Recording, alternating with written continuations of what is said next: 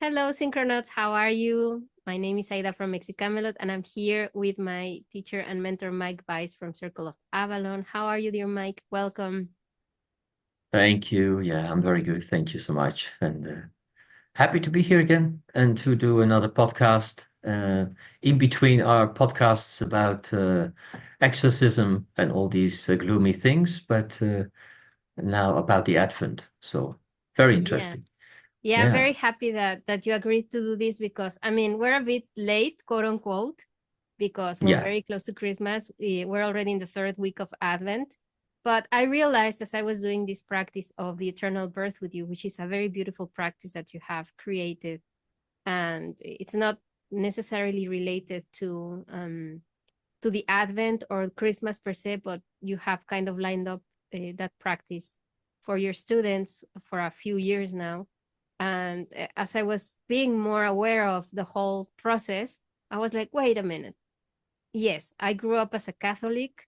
And obviously we did, when I was a child, we did do the Advent crown and everything, but I've never really gotten into like sat down and asked the questions like what is really Advent about, why do we light the candles, and what are the practices and where does it come from. So Yeah. I ask you to please give us a bit of crash course on Advent and its relationship obviously to Christmas and also to the winter solstice and even some pagan traditions.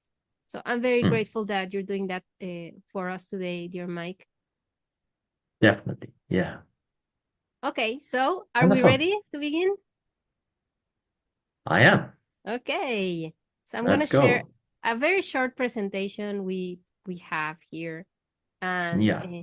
we're just going to be talking about certain subtopics related to Advent, Christmas, and the winter solstice. And Hmm. um, because yes, like I have questions, of course. So Yeah. we have divided this program in some subtopics. So why don't we get into the first one?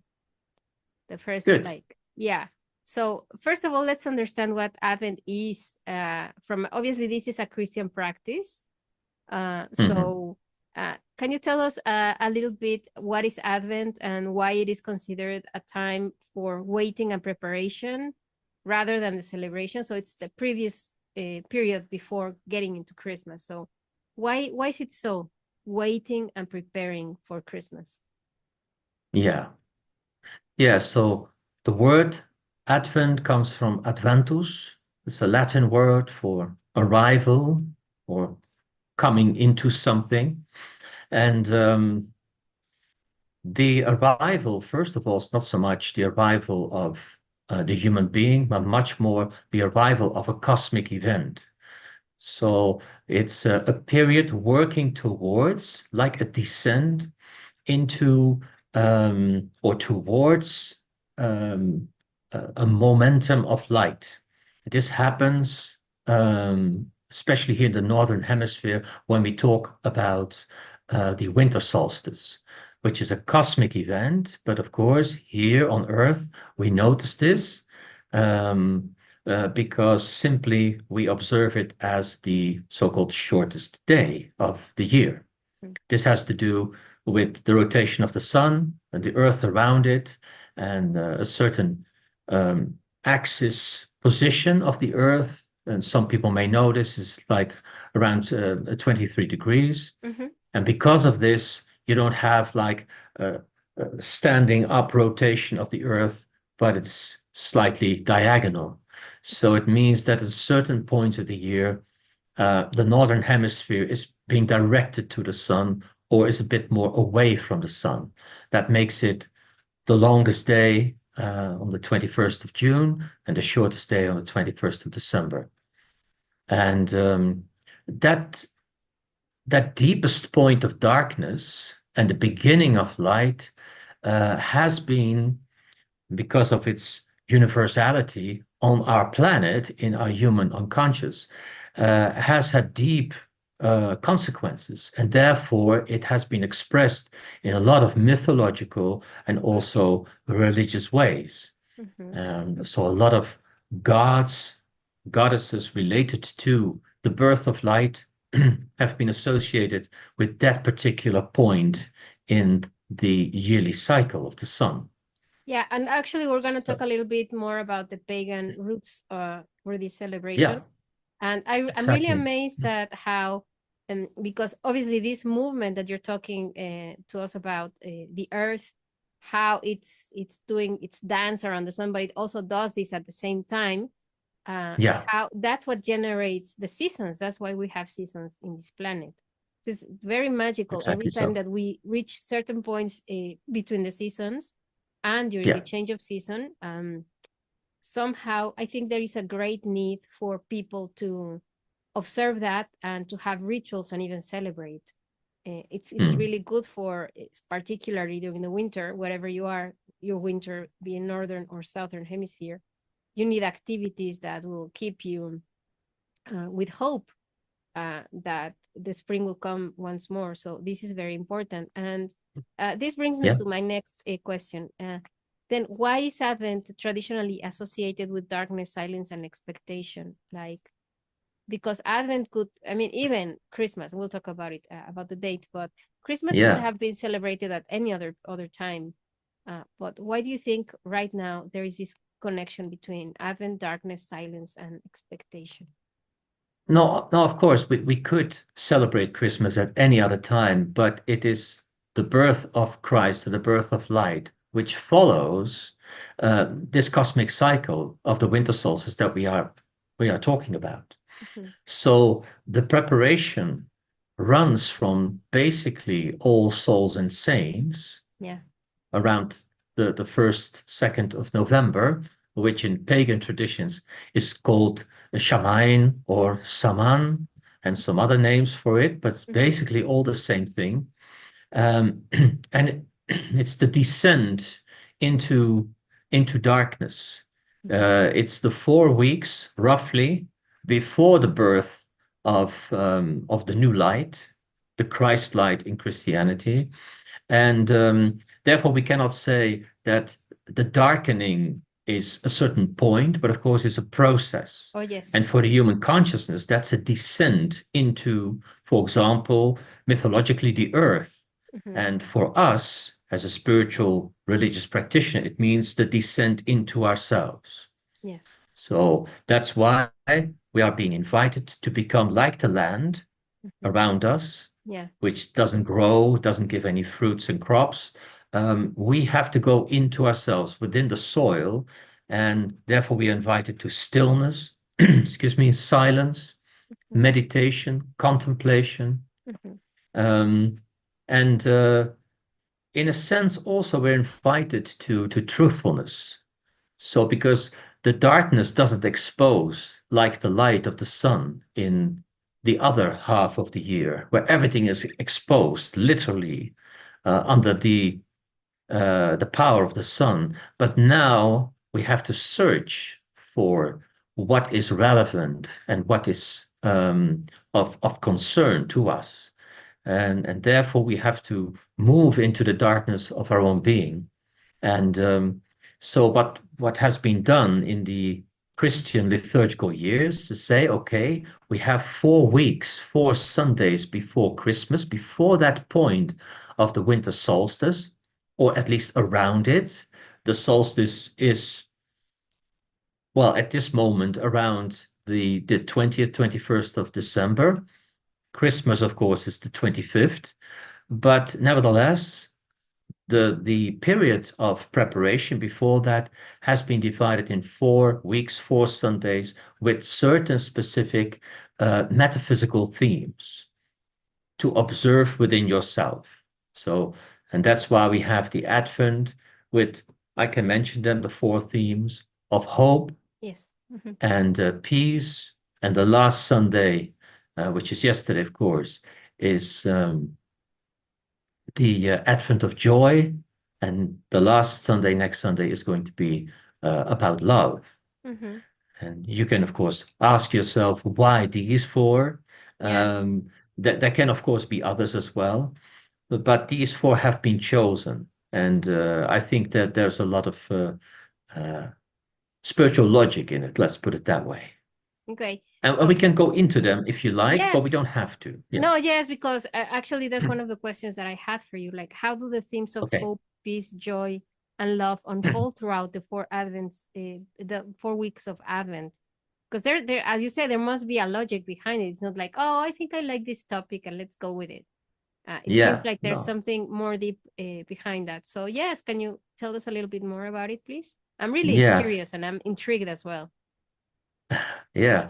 So um, this is really not just about, for example, the development of moral or being a good citizen, but this is to see if you can cultivate the highest understanding, but also the pragmatic um, application of these four themes within the world. So, for example, if you take the first of hope, hope is always associated in esoterism, also in Kabbalah, with the highest divine world. That's the world of hope.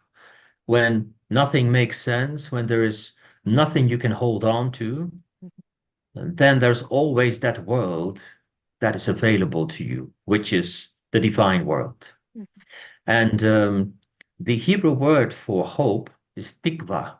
It Mm, means cord or rope.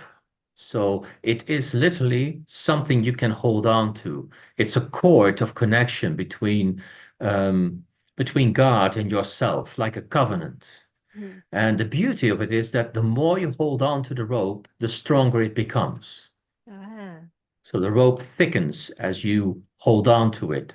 okay. Um, and the intention of practice of that particular Sunday and the whole week, of course, is not to let go of that hope, even when you feel desperate. Mm, So the more infantile way of dealing with hope is that you are okay with it as long as things go well. yeah. But then to be reliable and to be still holding on to that rope, even when things go bad, Mhm. in whatever turmoil or heavy storm you're in, Yes. that is the practice of hope there. Hmm.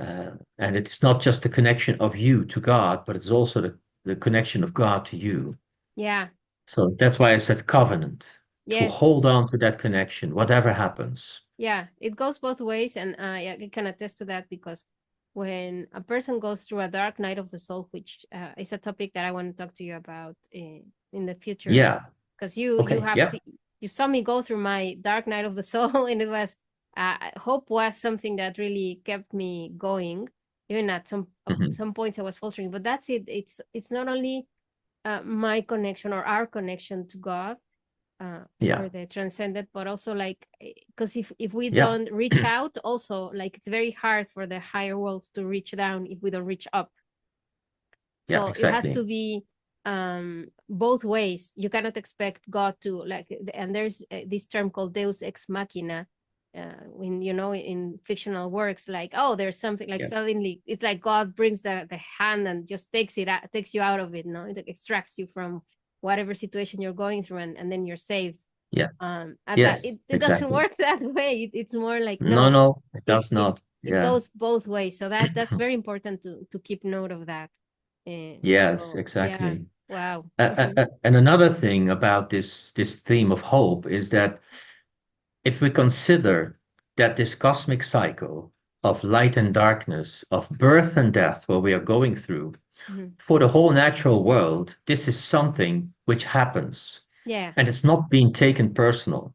Oh no. But for the human world, it's most of the time very different. We Oh take yeah. life and death very personal, Oh yes. and therefore we tremble. We are very afraid of like this period of people feel depressed Hmm. in going into this darkness. Yes. I can see it here in the Netherlands. It's very grayish, it's cold, it's rainy, Hmm. windy, and people are being affected by it. Their Hmm. consciousness, their moods, and everything. Yeah.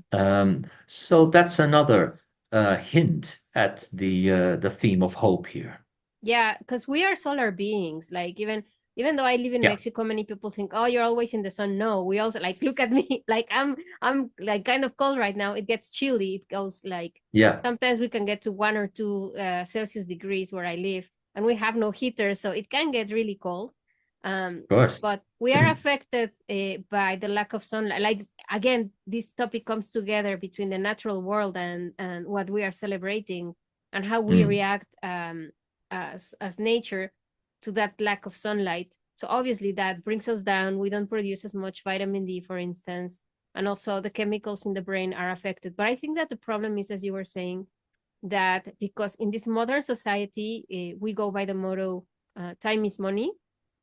And so Mm. if you're not producing, then you're useless and you're worthless. And then that's Yeah. why people get depressed because we don't know. And this I learned through you with studying with you. Like, I don't know, I didn't know how to slow down. I didn't Yeah. know how to stop. And what winter Hmm. is doing, it's asking us to slow down. So much so that, for example, in the Roman world, in terms of counting time, the months of winter were not really taken into account because nobody was producing. So how are you going to tax people if they're not going to produce? So even those months, Mm. they didn't even take them into account into the time or the calendar at that moment. But then Yeah. greed came over, and it doesn't matter. Like, it doesn't matter if it's winter, if it's uh, if you have all the snow in the world and it's all gray and gloomy, you still have to get up and produce. No, the nature is asking us to, as you say, come within, go Yeah. into the heart. That's why I have, like, in this image, you have the fireplace, and Mm. go within. And Yeah. we don't know how to do. We have forgotten how to do that. Nature knows, Exactly true. Yeah. so we And should go also back like you to it. said, the fireplace and it's also a time of coming together, Oh, but not yes. per se in a social way or Mhm. like an economic way, like you just, rightly Yeah, said so, but much more in a spiritual way. yeah. With the ancestors, Oh, and yes. you address your spiritual guides and teachers, and you venerate them. That's also included in this period of the year. Yeah. Definitely so. And it's a period, you Mhm. reminded me of this, Mhm. where you give up Yeah. the superficial, shallow parts of Mhm. the societal um, living. Yeah. That's the Saturn influence, like Yeah. the Saturnalia of this period of time, Mhm. where often money and goods are being offered, sacrificed. Everything that's superficial is Mhm. being offered on the altar. You can do that symbolically or literally, Yeah. but you give up the things that are personal, and they they are actually of no relevance so much at this particular period. Well, it's really funny Mm. because we do exactly the opposite. We buy gifts and we make big part. I mean, here in Mexico, we go Mm. crazy, no? Even fireworks and firecrackers and Yeah. Mm. lights all around, and it's very scandalous. It's quite the opposite. But Mm. in a way, I kind of understand. We do need the lights and we need the celebration to, as you say, Yeah. like to cope with the darkness and to give us Yeah. something to look forward to, so that we can hang on. And actually, Mhm. after Christmas, that's why we have, I mean, at least in Mexico, it's a big deal, Candlemas. Yeah. And we do Yeah. have The 2nd of February. Yeah. exactly, because that's like, again, no, we light the candles because that's the last Mm. stretch of winter, and we really Yeah. need, like, we need that fire to still keep us on going before the Yeah. spring. Sure. And Yeah. so to me that makes sense, but at the same time, I think we've taken it to an extreme. So um eh, well, I mean, you just answered my Yeah. questions that I was gonna ask. No, That how? that well, Ida, there's so many examples of these things that have Yeah. been misinterpreted eventually, or it leads its own way towards somewhere. So the idea of gifts, for example, Hmm. well, as you can see here on our slide, on our picture, with the birth of Christ comes certain spiritual gifts. And Ah. so the idea of giving gifts to one another should be, in this time of year, is that you look at the person that you want to give a gift, and Hmm. it's a reminder um, of their soul or their spiritual properties that they have. Yeah. Like the three kings came to give three gifts to the newborn light, which was gold and myrrh and frankincense.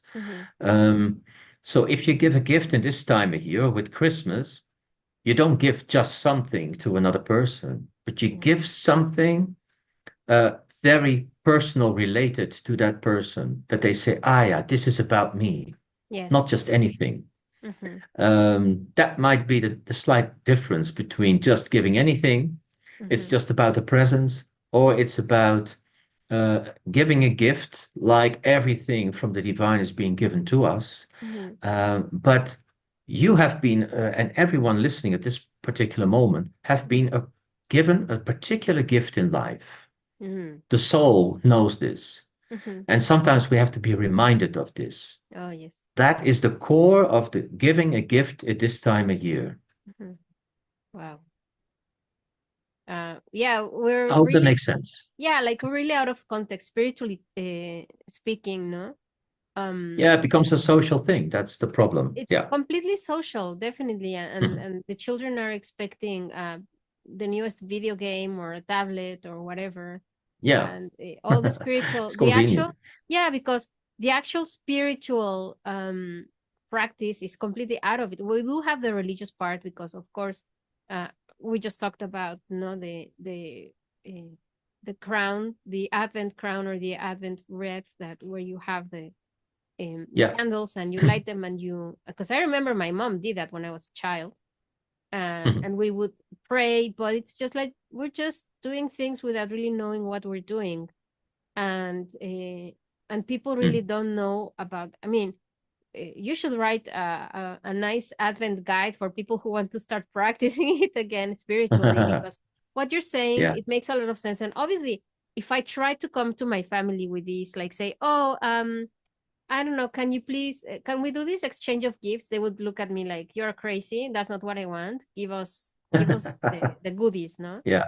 But I'm Yeah. sure that when you're into a growth of consciousness and you get together with people, you Mm. can find people who might want to do this practice with you at that level. Yeah. Of So I think it's course. very important what we're talking about here today, because Mm. most people, if not everybody, like I have no idea everything you're saying right now, and it makes so much sense.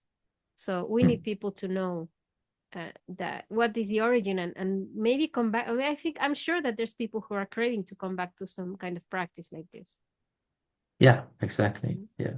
Okay. Anyway, yeah, the whole thing is what is vital in the understanding of this kind of material is Mhm. that we understand the metaphor Yeah. and the symbolic meaning of things. Even if we're looking at this simple picture where you see the falling star, that one star above the stable at Bethlehem, what that means. And for example, within Kabbalah, that's actually the crown descending Ah, upon the newborn king, which is not wow. just a Christian thing, it's much older than that. Oh, yes. Like in the Yule festival and in the Saturnalia, Mhm. they talk about the same thing. Yeah. You Yeah. know, a new king is born, and it's an archetype. It's for men and women alike. Yeah. It means a new authority is dawning, a Mm. new soul with its own properties and spiritual identity Yeah. is arising out Yeah. of the seat of out of the soil of darkness, Mm. and Yeah. that's what it is. And as Okay. you can see, Haida, here in the picture, you can Mhm. see, and the king came from a stable background. Uh-huh. That's Yes. uh, Yeah, like the whole, and also the name, no, like Bethlehem, it's which yeah, means the house of the bread, no? What is the bread? It comes from the seed that has been exactly. transmuted into something that will feed us. So Hmm. that makes a lot of sense as well. Yeah, definitely. Yes, exactly. Yeah. Okay. Hello, Synchronauts. Thank you for watching this excerpt of one of our Elysian Roundtables episodes with Mike Bais from Circle of Avalon. Please subscribe to our channel if you haven't done it yet. Click on the little bell so that every time we have a new video, you can come and check out what we're doing. And please leave us in comments what do you think about what we have shared on this video. Thank you so much, and we'll see each other very soon. Bye.